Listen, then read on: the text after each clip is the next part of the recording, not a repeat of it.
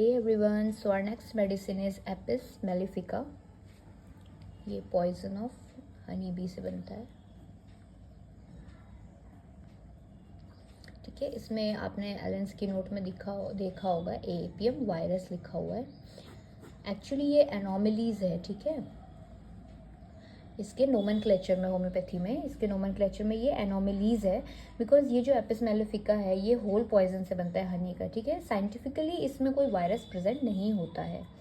तो ये हो गया सोर्स, एनिमल किंगडम, प्रूवर, इसकी भी अच्छी खासी प्रूविंग हुई है। सो डॉक्टर फ्रेडरिक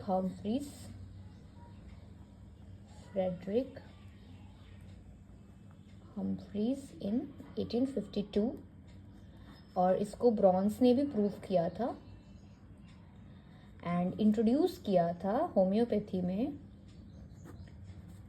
ई मैरी ने। ठीक है, तो मैंने क्या बताया, इसके प्रूवर डॉक्टर फ्रेडरिक हम्फ्रीज है, ब्रॉन ने भी इसको प्रूव किया था और इसको होम्योपैथी में इंट्रोड्यूस ई मैरी ने किया था। Doctrine of action, duration of action जो है ये अनसर्टेन है। माइजम सोरिक माइजम का है। Temperament nervous and irritable. Diathesis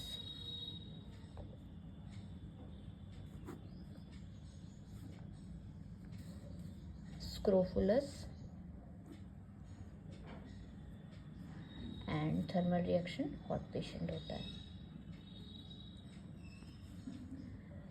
इसका डॉक्ट्राइन काफ़ी इंटरेस्टिंग लगेगा आपको। डॉक्ट्राइन ऑफ सिग्नेचर की अगर मैं बात कर रही हूँ तो हनी बी जो है ना उसको बहुत हाईली जेलस क्रिएचर बोलते हैं। ठीक है, और जो इसकी जो क्वीन बी होती है ना, आपने 12 में पढ़ा होगा इसके बारे में, तो जो क्वीन बी होती है ना ये बहुत सारे लोगों के साथ मेट करती है अपने लाइफ टाइम में, और जो मेट होता है, जो मेल मेट होता है, वो मर जाता है आफ्टर मेटिंग। ठीक है, तो सिमिलरली जो एपिस के पेशेंट होते हैं ना वो भी काफ़ी ज़्यादा ना ऐसे जेलस टाइप के होते हैं, और इसमें भी ना सेक्सुअल मेनिया देखने मिलता है, खासकर विडो पर्सन में। और ये हो गया, मैंने एक चीज़ बताया।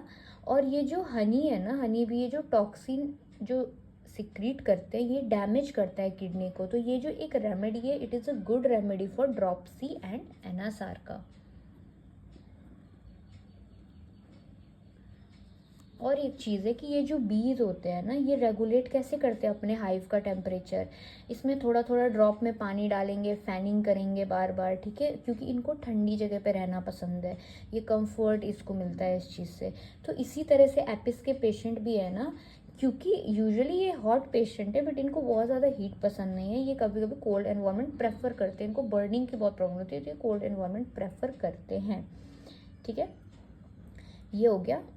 आपको पता ही एपिस मेलिफिका को मधुमक्खी आप जान ही रहे होगे इस समय पे आके। और अगर हम बात करें एपिस के प्रूविंग के पहले क्या होता था, तो इसको ना ड्यूरिंग, मतलब जब एपिस प्रूव भी नहीं हुआ था उससे पहले भी ये हर जगह जाना जाता था इसके बारे में। तो कुछ फैमिलीज या नर्स जो है ना इसको कैसे यूज़ करते थे, तो जो न्यू बॉर्न बेबीज़ हैं वो जो यूरिन पास नहीं कर पाते थे उनको ये दिया जाता था। ठीक है, हनी बी को क्या करते थे, पानी में हीट करते थे और फिर उस पानी को पोर करके फिर बच्चों को पिलाया जाता था कि ताकि उसको जो रिटेंशन हो रही है यूरिन की वो ठीक हो जाए। ठीक है, तो ये हमने एक बहुत इंपॉर्टेंट चीज़ बता दी।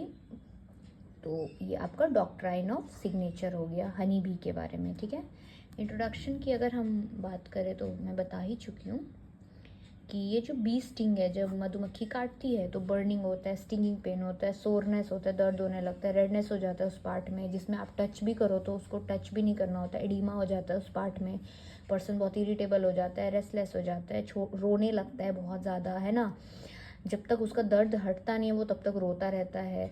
और एपिस के पेशेंट भी इसमें हेल्दी बीइंग में जब इसको प्रूव किया था तो इसी टाइप के पैथोजेनेटिक सिम्टम्स मिले थे। इवन जो हेयर भी है ना वो पेनफुल होता है कॉन्टैक्ट के दौरान, इतना ज़्यादा सोरनेस होता है एपिस में। ये हो गया, और ये क्लास 4 और ड्रग पावर इसका 1/10 है। ठीक है, ये हो गया। अब डॉक्टर ई मैरी, जो मैंने आपको बताया, इन्होंने होम्योपैथी में इसको इंट्रोड्यूस किया था। इन्होंने अपना एक बताया था कि इन्होंने ना फर्स्ट एवर ड्रॉपसी का केस क्योर किया था एपिस के साथ। तो इन्होंने ऑब्जर्वेशन दी थी अपनी कि एक ना 12 ईयर ओल्ड लेडी थी जो कि लेडी बोल रही हूँ, एक 12 ईयर ओल्ड बच्चा था जो कि एसाइटिस से सफ़र कर रहा था और उसको हाइड्रोथोरैक्स था काफ़ी महीने से, ठीक है। एसाइटिस था एंड हाइड्रोथोरैक्स था, ठीक है, उस बच्चे को। तो अब क्या हुआ कि उसको ओलिग्यूरिया भी था एंड स्किन देखा था तो ड्राई हॉट स्किन था और पल्स उसका वीक था और ड्राइनेस थी माउथ में।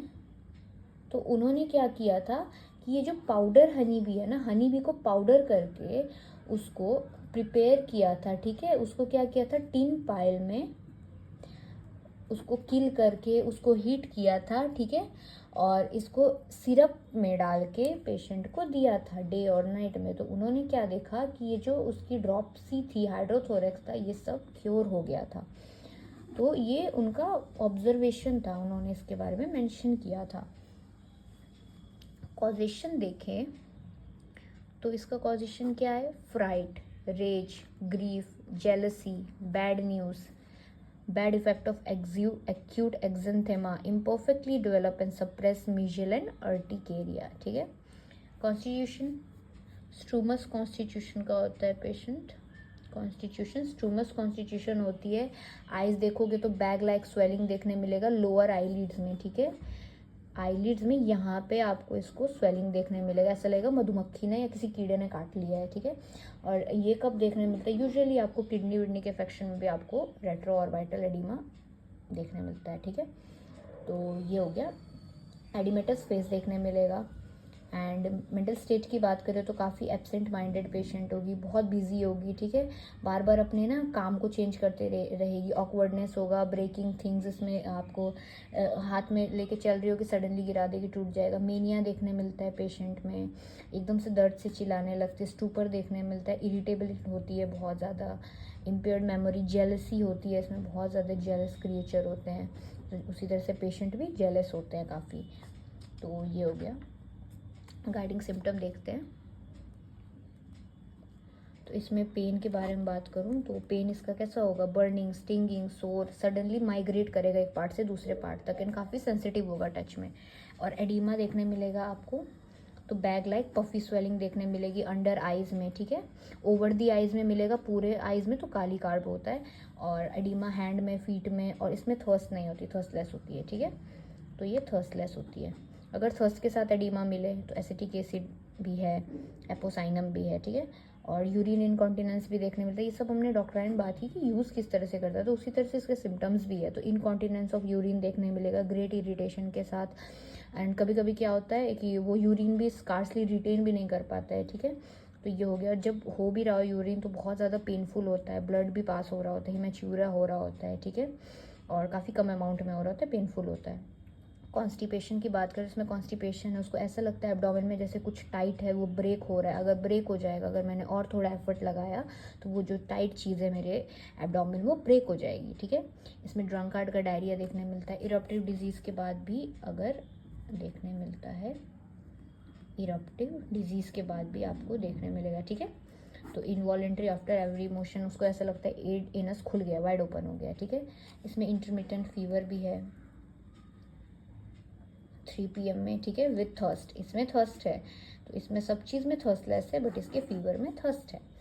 और पेशेंट कैसा आएगा, बस ब्रेन डिसऑर्डर लेके आ सकता है, हाइड्रोसिफिलिस वगैरह लेके आ सकता है। तो पेशेंट जो होता है वो यूजुअली क्या होता है, ब्रेन अफेक्शन से सफ़र कर रहा होता है, ठीक है। तो मोस्ट इंपॉर्टेंट फीचर इसमें क्या पाया जाता है, मेंटल एस्पेक्ट में डेलीरियस स्टेट पाया जाता है, ठीक है। तो ये ग्रेजुअली अनकॉन्शियस स्टेट में चला जाएगा, उसकी एक बॉडी ट्विच कर रही होगी और दूसरी बॉडी में भी मोशनलेस हो, वो अपना हेड को रोल कर रहा होगा साइड टू साइड, ठीक है।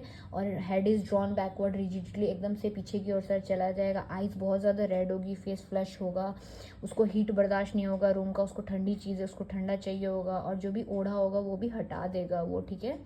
तो ये हो गया। एंड इसको एकदम से चीखने लगेगा, सडन श्रिल होगा, पियर्सिंग स्क्रीम होगा और स्लीपिंग लीड्स टू कैरी, मतलब आपको सोने में उसको दिक्कत होगी, ठीक है। और ये इंडिकेट क्या कर रहा है, ब्रेन अफेक्शन को इंडिकेट कर रहा है। इस केस में एपिस बहुत अच्छी इंडिकेटेड होगी और इसके साथ इसको थर्स्टलेस देखने मिलेगा, ऑलिग्यूरिया मैंने बताई, उसको यूरिन कम होगा, एडिमेटस फेस देखने मिलेगा, बर्निंग एंड स्टिंगिंग पेन देखने मिलेगा। और ड्रॉप्सी लेके भी आ सकता है पेशेंट, हमने ब्रेन इन्फेक्शन देखा, ड्रॉप्सी लेके भी आ सकता है। यूजुअली कब देखने मिलेगा, कोई फीवर के बाद के कंडीशन में या स्कारलेटिना के बाद, या पेशेंट और क्या देखेगा, पेशेंट थर्स्टलेस होता है, ठीक है। और ये उस पार्ट में डेवलप होगा ना जहाँ पे लूज एरियोला टिश्यू प्रेजेंट होंगे और स्किन पेल होगा, वैक्स होगा, ट्रांसपेरेंट होगा, बैग लाइक स्वेलिंग होगा, ठीक है। तो ये सब देखने मिलेगा।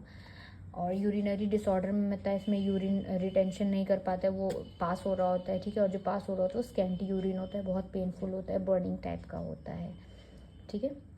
फीवर डिसऑर्डर भी हमने देखा, इंटरमिटेंट फीवर में यूज़ होता है, 3 PM का देखेंगे, विथ थर्स्ट है ना। सो ये सब हो गया और बाकी सारे सिम्टम आपके सेम, एडिमा मिलेगा, सब मिलेगा। सो ये हो गया। एंड कंपैरिजन देखते हैं, ये इन्फ्लामेशन का केस है, आप तो समझ गए होंगे अभी तक, है ना। कार्डिनल साइंस इसके है इन्फ्लामेशन के। तो एपिस्मेल में हमने देख ही लिया कि एस्थेनिक टाइप होता है, वाइटिश डिस्कलरेशन टेंडेंसी है, बर्निंग स्टिंगिंग पेन है। बेलेडोना भी तो आपका इसके लिए यूज़ होता है। तो बेलेडोना में क्या, ब्राइट रेड है, थ्रॉबिंग पेन है, तो उसमें ब्राइट रेड कलर का कंजेशन देखने मिलता है बहुत ज़्यादा। मेनिंजियल इरिटेशन में भी एपिस्मेल देखने मिलता है, क्योंकि आपने देखा होगा मेनिंजाइटिस का ही ना केस है, नकल रिजिडिटी के पीछे की ओर सर चला जा रहा है, उस पर रिजिड हो जा रहा है, तो वो भी हो गया। तो इस केस में एपिस भी अच्छा काम करता है, बेलेडोना अच्छा काम करता है, हेलीबोरस अच्छा काम करता है, ठीक है। क्यूपरमेट भी है, ब्राइनिया एल्बा भी है। एसाइटिस ड्रॉप्सी के केस में हम देख लेते हैं। एपोसाइनम है, उसमें बहुत ज़्यादा थर्स्ट होता है। आर्सेनिक एल्बम में थर्स्ट होता है, ईटिंग ड्रिंकिंग है, ठीक है। एग्रावेशन है, सोने पे चिली पेशेंट होता है। हेलीबोरस में भी एक्यूट स्पेसिफिक इन्फेक्शियस डिजीज़ के बाद अगर कोई ऐसा प्रॉब्लम हो रहा है। लाइको में लोअर लिम्ब की स्वेलिंग है। एपिस में यूरिन स्कैंटी हो रहा है, स्वेलिंग हो रहा है, आईलिड में बहुत कॉमन है, फीट भी आपका इसमें एडिमेटस होता है, ठीक है। इसमें थर्स्ट नहीं होता है। एरिस्पेलस के केस में भी इंडिकेटेड है कि अगर एडिमा का टेंडेंसी हो रहा है बॉडी में तब, ठीक है। तो ये हो गया एडिमा, हमने देख लिया। एपिस मेलिफिकस में लोअर आईलिड में होता है, कालीकार में अपर आईलिड में होता है, और ओवरऑल होता है। फॉस्फोरस में दोनों आईलिड में होता है, ठीक है। तो ये हमने इसके बारे में देख लिया, एडिमा ऑफ आईलिड के बारे में। फार्मेसी में अगर हम देखें तो ये जो इंसेक्ट है ये ज़्यादातर, मतलब ऐसे तो सब जगह पाया जाता है, तो इसको यूरोपियन कंट्रीज़ में भी काफ़ी देखा गया है। वाइल्ड क्रिएचर्स होते हैं ये, मतलब वहाँ पे काफ़ी वाइल्डली एक्ट करते हैं। एंड समटाइम इसको क्या कल्टीवेट किया जाता है हनी और वैक्स के लिए, है ना, हमको तो पता ही है। एंड जो पार्ट यूज़ होता है होम्योपैथी, वो लाइव बीज होते हैं। प्रिपरेशन की बात करें तो अकॉर्डिंग टू हेरिंग जो है, इसका जो प्योर पॉइजन कैसे हम ऑब्टेन करते हैं, तो हम बीज को पकड़ते हैं और स्मॉल फॉर्सेप्स की मदद से, उसको बहुत ज़्यादा पेन नहीं देते, स्मॉल फोर्सेप्स की मदद से पकड़ते हैं और उसमें से माइन्यूट ड्रॉप को हम कैच करते हैं, सस्पेंड करते हैं, ठीक है, वायल और ग्लास में, और उसको पोटेंटाइज करते हैं। सेम चीज़ ही है कि जो लाइव भी है उसको वाइट माउथ बॉटल में हम मतलब कैच करते हैं फोर्सेप्स से, और उसको वही आपका माइन्यूट ड्रॉप हम सस्पेंड करते हैं और उसको बाद में 5 time weight of dilute alcohol के साथ मिक्स करते हैं। और जो टिंचर प्रोड्यूस होता है इसको हम डार्क कूल प्लेस में 8 दिन के लिए रखते हैं और हमेशा दिन में 1 बार उसको 2 बार शेक करते हैं, ठीक है। फिर ये जो टिंचर है इसको डिकेंट करते हैं, फिल्टर करते हैं, तो ये जो प्रोड्यूस होता है वो क्लास 4 और ड्रग पावर 1/10 से होता है। Physiological action, irritation is the great keynote of its action, है ना, इन्फ्लेमेशन कॉज कराता है। ये skin, mucous membrane, serous membrane पे भी एक्ट करता है, स्किन पे भी एक्ट करता है, किडनी ब्लैडर पे करता ही है, नर्वस सिस्टम पे भी एक्ट करता है, गैंग्लियोनिक नर्वस सिस्टम पे भी एक्ट करता है। थेराप्यूटिक्स की बात करें तो एप्सिस, apoplexy, asthma, carbuncle, constipation, diarrhoea, drops, skin affection, eye trouble etcetera, इन सब पे यूज़ होता है। एंड पोटेंसी तो अकॉर्डिंग टू ससेप्टिबिलिटी हम पोटेंसी डिसाइड करते हैं, बाकी मीडियम टू हाई पोटेंसी सब अच्छे से वर्क करती है। विद दिस मैंने एपिस मेलिफिका के बारे में बता दी। इसमें मेन डॉक्ट्राइन ऑफ सिग्नेचर काफ़ी इंपॉर्टेंट था, उससे ही आपको सारे सिम्टम्स आपको आइडिया लग जाएंगे कि क्या किस लिए कैसे यूज़ होता था। Thank you very much.